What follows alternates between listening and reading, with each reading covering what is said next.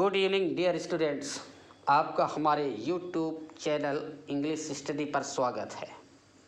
आज हम बात करने वाले हैं क्लास 9th के बदले हुए सिलेबस के इंग्लिश में प्रोज सेक्शन के चैप्टर फर्स्ट की, जिसका टॉपिक है the fun they had.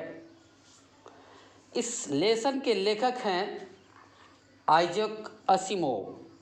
Isaac Asimov एक अमेरिकन राइटर थे, प्रोफेसर थे बायोकेमिस्ट्री के बोस्टन यूनिवर्सिटी में। इन्होंने साइंस फिक्शन पर अनेक बुक्स लिखी हैं। इनका जन्म 2 जनवरी 1920 को हुआ था और 6 अप्रैल 1992 को इनकी डेथ हो गई। अब चलते हैं चैप्टर के बारे में, थोड़ा सा देखते हैं। ये chapter the fun they had जो है, इसमें लेखक ने भविष्य में होने वाली क्लासरूम, स्कूल और उसमें पढ़ाने वाले टीचर के बारे में बात की है। भविष्य में जो स्कूल और क्लासरूम्स होंगी उनमें मानव टीचर नहीं होंगे, वे कक्षाएं ऑटोमेटिक होंगी, रोबोटिक होंगी और उनमें मैकेनिकल टीचर टीचिंग का जॉब करेंगे। यानी आगे आने वाली पीढ़ी में ऐसा ही होता हुआ नजर आता है। और ये बात लेखक को 50 साल पहले ही समझ में आ गई थी।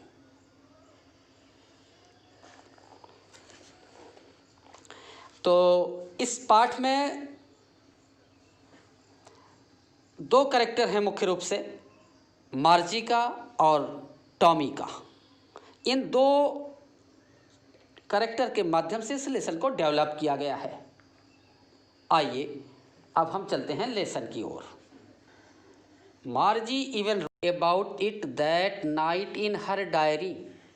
मार्गी ने भी उस रात अपनी डायरी में लिखा।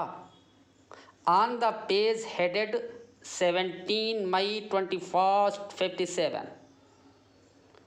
हेडिंग डाली थी पेज पर, हेडिंग में डेट डाला था 17 मई 2157। अर्थात जब हम आज बात कर रहे हैं 2020 में बात कर रहे हैं और इसने कल्पना की है 2157 में, मार्जी ने अपनी डायरी में ऐसा लिखा, अर्थात लिखेगी भविष्य में। सी रोट, उसने लिखा, today Tommy found a real book. आज टॉमी को एक सचमुच की बुक मिली। It was a old book. It was a old book, एक पुरानी बुक थी।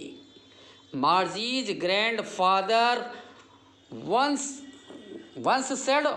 मार्जी के ग्रैंड फादर ने एक बार कहा था दैट कि when he was a little boy, जब वो एक छोटे बालक थे, हिज ग्रैंड फादर, तो उसके दादाजी ने told him that there was a time when all stories were printed on paper.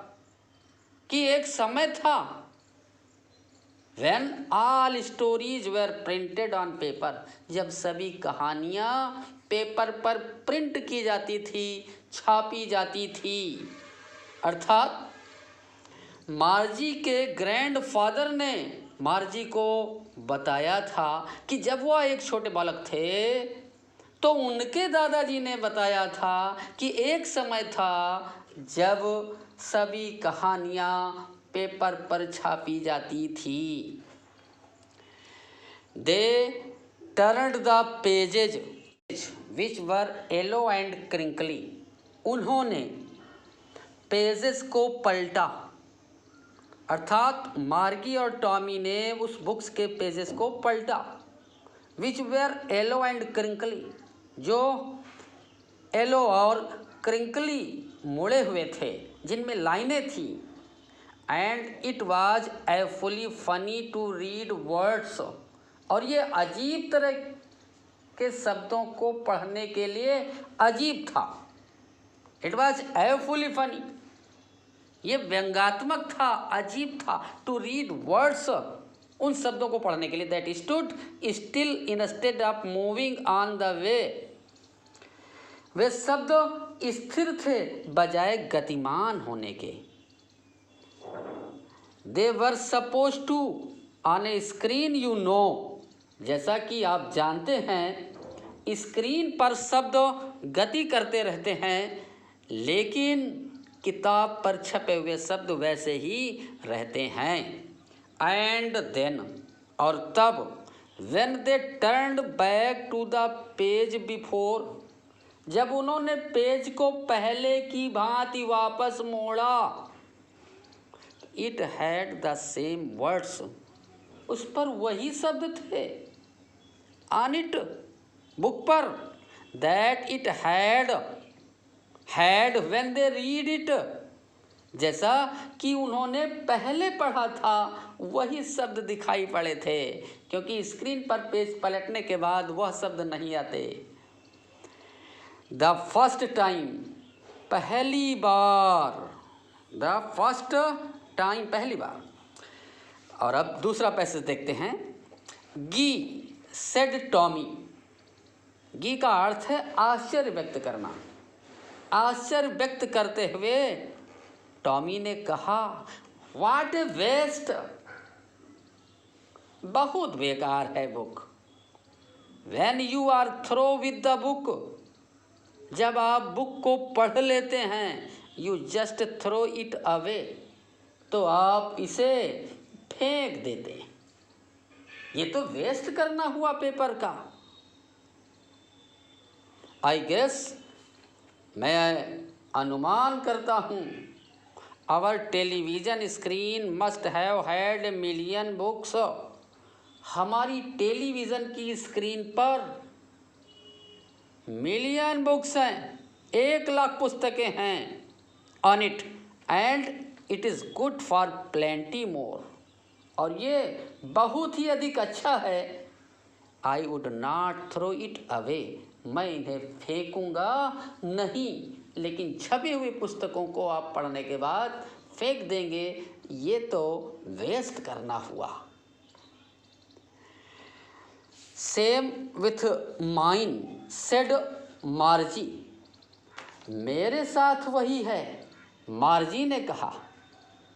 मेरे साथ वही है, मार्जी ने कहा। She was 11 and had not seen as many telebooks as Tommy had, वह 11 वर्ष की थी और उसने टेली बुक्स नहीं देखी थी उतनी जितनी टॉमी के पास थी।